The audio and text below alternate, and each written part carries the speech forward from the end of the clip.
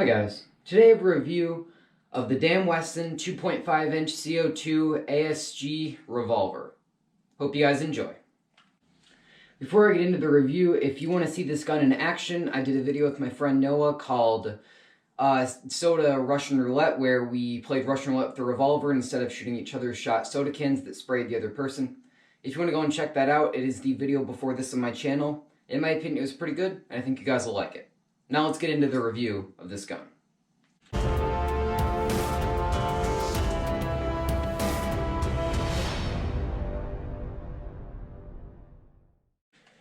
You guys may have noticed that I changed shirts, and that's because the black revolver wasn't contrasting that well with the black shirt, so instead I got a white shirt, contrast gray. Now let's get into the aesthetics of the gun. Aesthetically, this gun is very nice. It has a good heft to it, and I'm not sure if the material here is aluminum, but I think it is some type of metal-like material because it does weigh quite a bit, and it seems like if you drop this, it would not do any sort of damage to the revolver. Now, one downside about the aesthetics is this grip that feels really flimsy. It has to come off to show where you put in the CO2, and this feels really flimsy. It can come off like that. It goes right back on. Don't worry, I didn't just break this on camera. But the grip does feel really flimsy. It doesn't really matter when you hold it, it won't come off because you're gripping it this way. But this whole lower grip feels like it's made out of some flimsy plastic, and that is sort of the only part of this pistol that doesn't feel really well crafted to me. Besides that, the rest feels very good aesthetically and looks good. This revolver works by screwing in the CO2 in the grip with this little thing down here. It's nice that the tool is built into the revolver so you don't have to worry about remembering an Allen key or some other complicated tool to screw in the CO2. After you screwed in the CO2, you have to put one BB into each of these individual shells and then load them into the revolver. So not the most practical compared to a magazine-fed gun replica, but they do look really cool, the shells. Plus, you can play Russian roulette, so that's always an upside. Also, don't do that because I don't want to get sued. Just don't play Russian roulette with this. The sights on the gun are nothing to really brag about. They don't have any sort of illuminated optic or anything. They're kind of hard to find. They're just made out of whatever material this revolver is made out of, some type of metal, black metal. They don't have any illuminated dot or anything.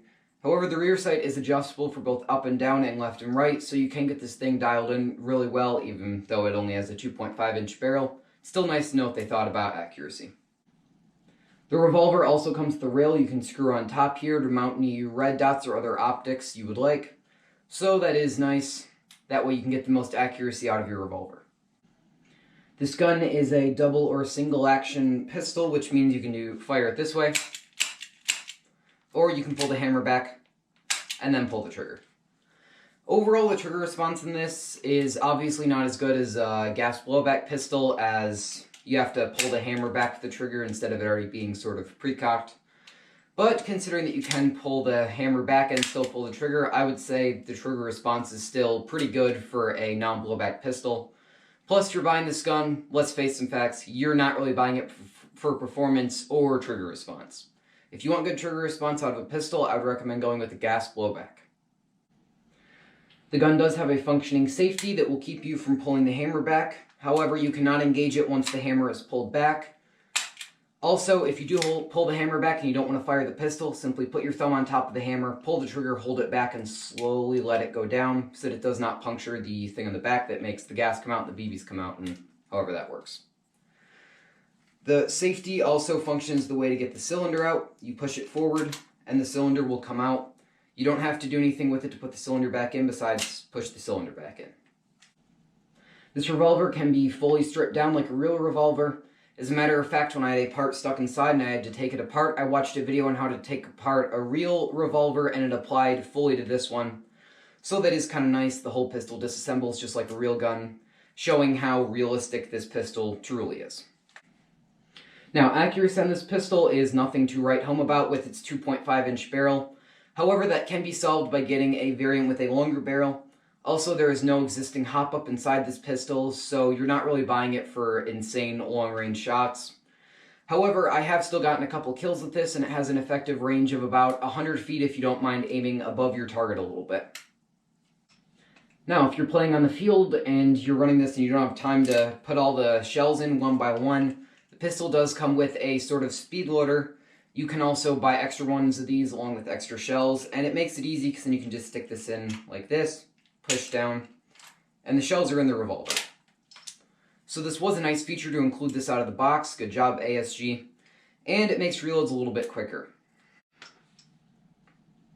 Now these pistols have been known to have an extremely high FPS, the damn Wesson ASG ones, mostly because of the CO2 and them being non-blowback. However, this is kind of a myth, because when I first got mine, I fired it into my chrono and it was shooting at 700 to 800 FPS, which is obviously way too high to use at any field.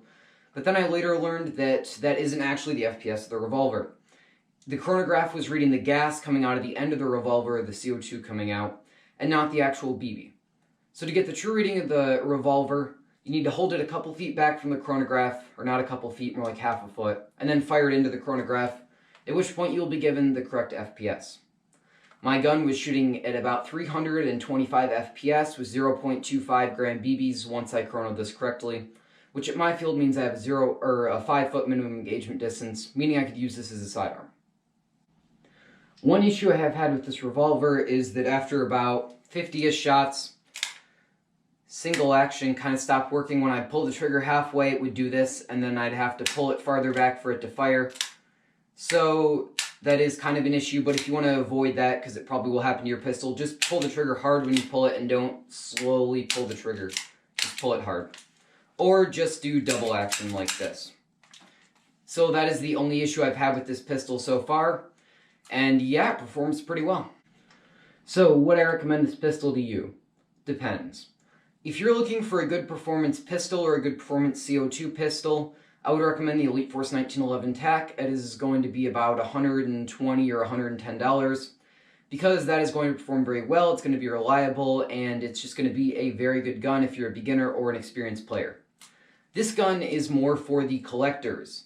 As many of you probably know, revolvers are not the most practical on the field, with the reloads being very, very long and not very efficient at all.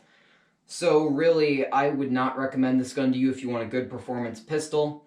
But if you're looking for a fun, authentic, cool, generally cool revolver, I would totally recommend this gun, especially if you're a collector. It is basically the same thing as the real thing, except Airsoft BBs. So if you're looking for a super realistic revolver, I totally recommend this. And if you are looking for a good performance revolver CO2 pistol that you would like to take out on the field, I would more recommend the Elite Force Hater H8R, as it does not use shells, it uses small discs, but you still get the kind of general look of the revolver, and double single action, all that. But yeah, that is my recommendation for this pistol. Oh yeah, one last thing. This thing is really, really loud, especially when it has a full CO2 cartridge in it.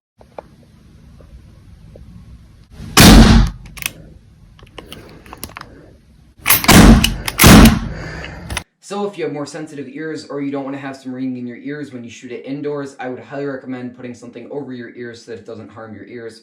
Because I fired this thing for the first time indoors and my ears rang for about 30-ish minutes. So don't be like me, wear some ear protection if you're firing this indoors, or even maybe outdoors if you think you need that. Alright, that is all for this week's video, guys. Hope you enjoyed this review, and if you want to pick up this gun, I'll have a link in the description. Alright, that's all for now, guys. Stay safe.